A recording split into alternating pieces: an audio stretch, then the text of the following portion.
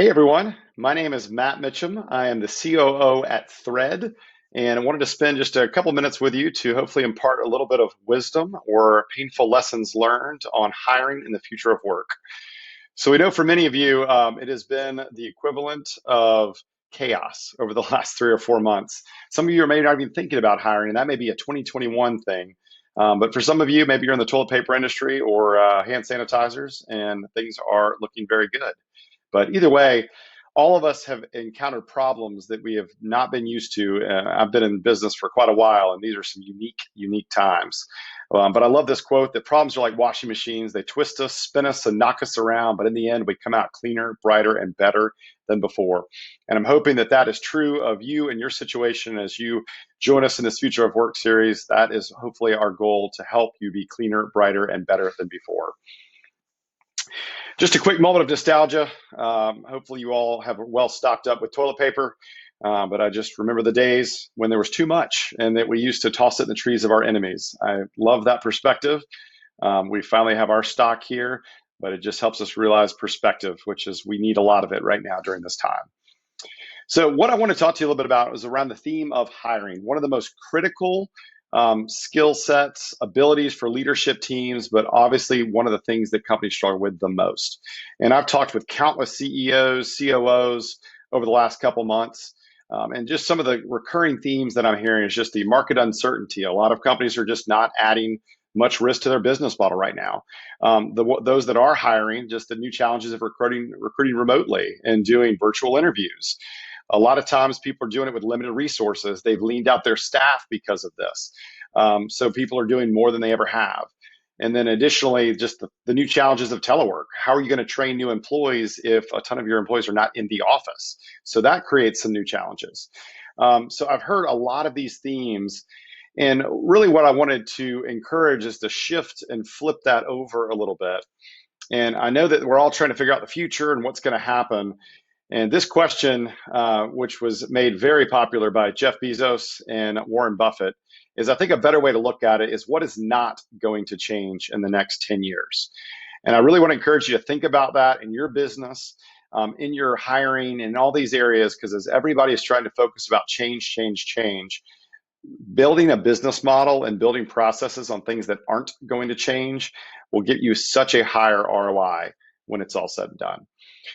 So one of the things that we believe in hiring that will always remain the same is I've never had a CEO or somebody come to me and say, Matt, I really just don't want to hire amazing people or great people. I'm looking for mediocre. Or I've never had anybody come to me that says, hey, I'm just really would like to take longer in finding and filling a position. Or gosh, we do onboarding so well, it's so efficient, so effective, our people are up to speed in no time. So with that being said, those are some things that I want us to focus on today for our couple of minutes together, is to think about what are some actionable tips for hiring amazing people and finding and filling positions faster, and also onboarding more efficiently and effectively, which I think every company would like to do better of. And if you're honest with yourself, you probably struggle in those three areas as well. So a couple of things that we've learned along the way, some hiring best practices. Well, one of the things we've heard is people definitely want to hire great people.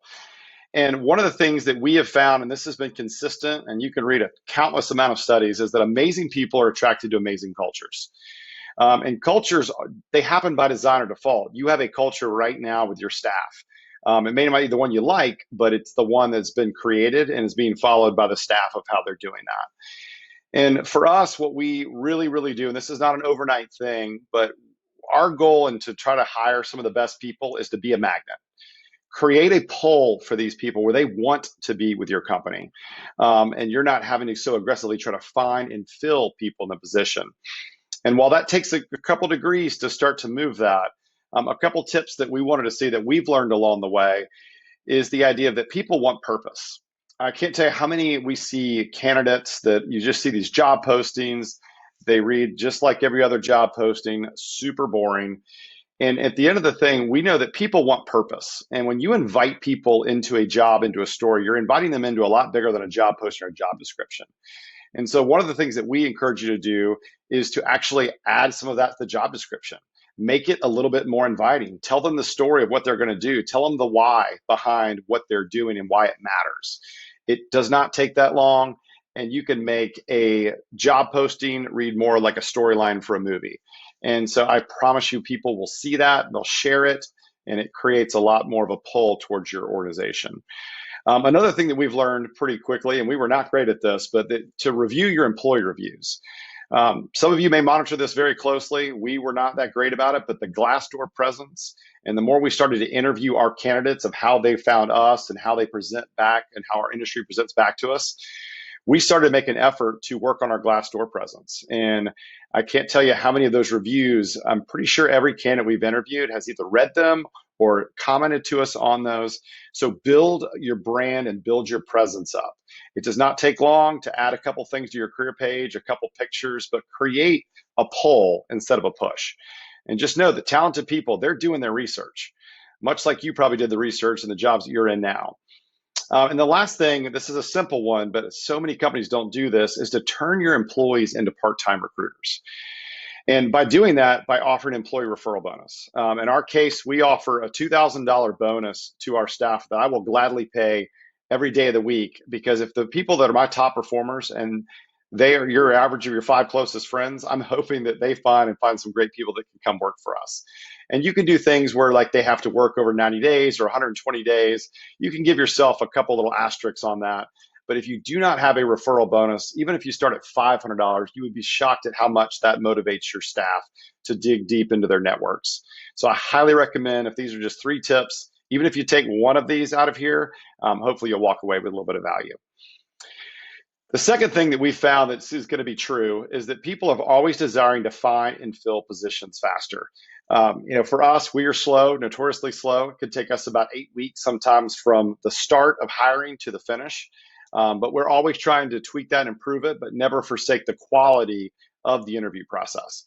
And one of the things that we've known, there's some truths, is it's tedious. It is just, unless you've got a whole recruiting department, which you're probably not on this call, but for the most part, you're doing the recruiting, you're doing the hiring, you're doing the interview, it's tedious.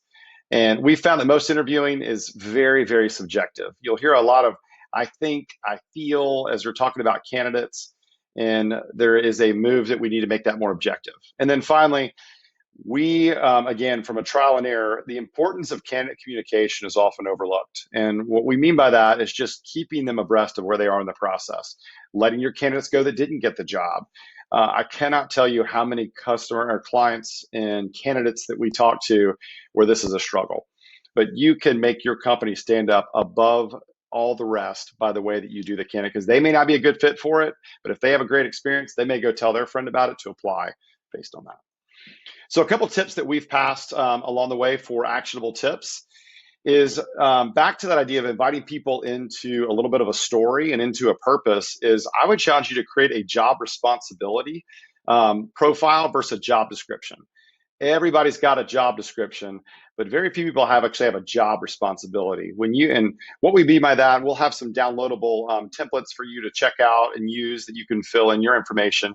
But for us internally, we allow each people to see their top 5 responsibilities of what they can see and what their job entails. Like if these are the 5 biggest plates that you have spinning, that you just do not drop these balls for whatever it is. And the second thing we do is we define the win. So we want them to understand, like, this is what a win looks like in your role. And this is what a person who typically wins in this role, these are the characteristics that they have. So again, we'll provide some downloads and some examples for you on that. The second thing is more for your leadership team and for your team, and that's define amazing. So many people kind of go in the idea of like, we're going to go hire a salesperson. Well, what makes a great salesperson for your team? And they haven't really thought about that.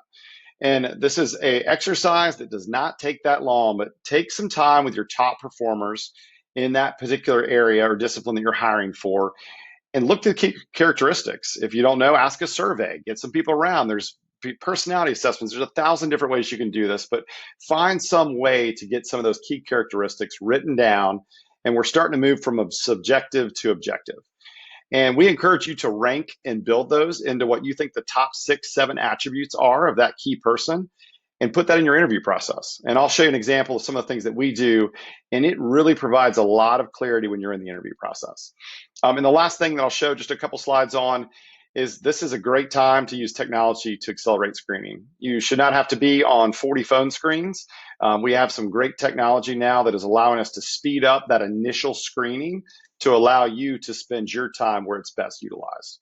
So a couple examples, when we say define the web, this is one of the ways. We have one of our roles that we have realized in our operations and our support team that we took through and said, what are the top key attitudes in order of importance for this person to have?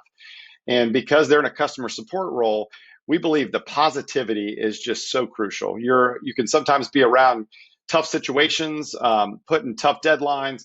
Positivity can win out through that. We also realize we need personable people, and we're looking for humble, responsible communication. You can see the line. And so this allows us to be able to see and how we rank against those as we're looking and meeting with these candidates.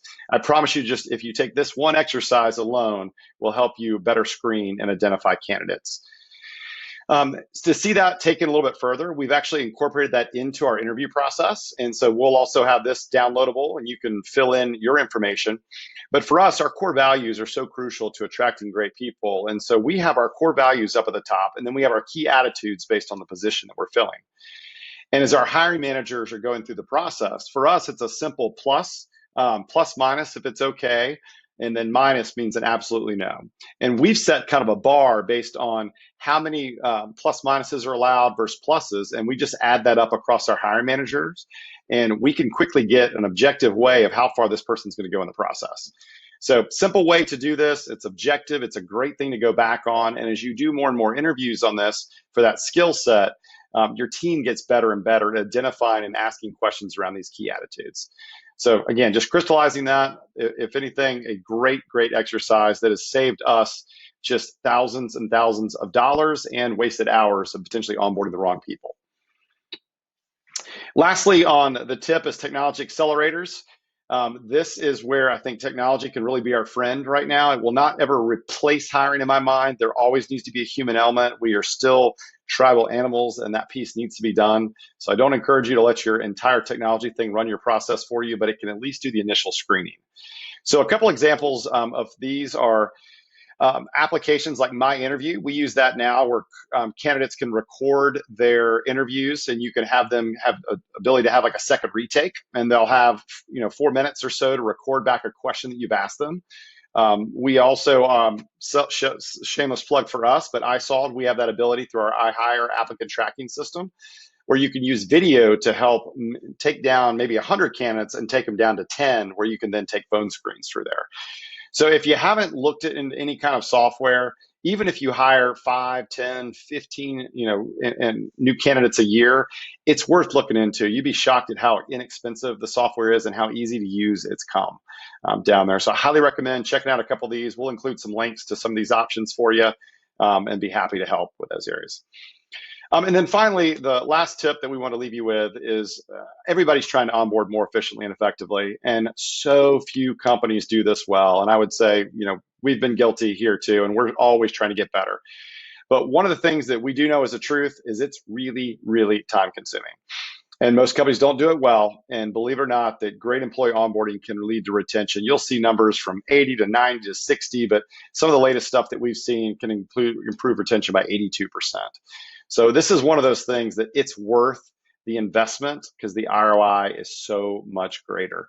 So we don't have time to get through in a massive onboarding plan, but I do have a couple tips to consider to effectively do that a little bit more efficiently. One, whether you're working with another payroll company, whether you're working with us as a client, paperless onboarding is like a must. Most technologies that you're doing right now, most systems, most options have the ability to create a paperless onboarding. You should not be using paper anymore for filling W-4s for your staff. If not, please contact our team. We'll help you. Heck, we'll point you to other options out there for onboarding. But it's such a great first impression for your employees, because think about what it shows of you. If this new hire gets a call from you and all of a sudden they get a link and then they're walked through a wizard of how to fill out all their information. Imagine how great your HR files are all now buttoned up and it's not sitting in a file cabinet that you forgot to scan. So it's just a really great way to easily wow the employees, and you'd be surprised at how easy it is to get it up and running. So whether you're working with another company, I highly recommend reaching out to them and just say, could I add this option? And get the idea, and I think you'll be surprised that the cost is very, very minimal. Second thing, onboarding is not 1 month, as what most companies will think. I know a lot of companies are really great in the first week, and then by then it's kind of here, watch this video and shadow this person. If I could strongly encourage you to not consider this, but to think about 90 days at least for onboarding. Some companies even be doing it like 6 months, depending on the complexity of the job. But to think through a 3-month plan for this person and get your leadership team together, kind of hash out what you think a 90-day plan needs to look like. Even if it's not great, it's still going to be better than nothing. And then you build off that. So for example, for us, this was something we've learned because a lot of times smaller team, we have resources, we'll have them for 2 weeks and then we set them on a computer and then it's like, okay, shadow from here on out. So with us in onboarding now, we've gotten much more methodical on how we do this because we want to bring them into our culture. We want them to hear from different members of the team. It gives an opportunity for the rest of your staff members to be involved in training and take ownership over that as well. So I really, really want to encourage you to start that process. We'll give you some examples that you can look at with our resource section. And finally, this is especially in our virtual world that we're in right now. So for many of you, you might be onboarding people into a virtual environment. This is what I want to recommend that you do is you build in some of these relationships with colleagues. Trust is one of the most important things that you can do in your organization to build. And it's consistent of every high performing team that I've ever seen and any high culture organization that I've ever seen. And so you've got to be systematic about it. And so some of the ways that I would encourage you to do is to schedule in some one-on-one weekly video connections with other staff members. Go ahead and build it in their training plans. 30 minutes, you're going to have coffee with so-and-so, maybe give them a topic they can talk about. For us, we've been doing virtual happy hours every Friday. It's optional. And maybe one Friday a month, we do a full-on company event. We had a magician come in and do a virtual magician series for our staff. But there are so many easy ways to do virtual scavenger hunts. And again, we'll include some resources for that. But I really, really, really want to encourage you to build a network for that position that you're hiring. And whether it's having somebody who's like a buddy that will be kind of guiding them through that process, but just build in some of those relationships because it can get very lonely if you're trying to onboard watching a bunch of videos, sitting in a bedroom or a secondary office. So make sure to build that in. I promise you the ROI you will see on that will be massive. So finally, that's it for me, but we'll have a little bit more resources for you. Hopefully you took maybe 1 or 2 tidbits. That's my hope for you out of this. You can always connect with me. I'll be happy to assist and help and just tell you some of the painful lessons we've learned. We're also going to have additional resources of things that I've referenced at threadhcm.com/future of work. And we hope to hear from you and see you again soon. Thanks again. Bye-bye.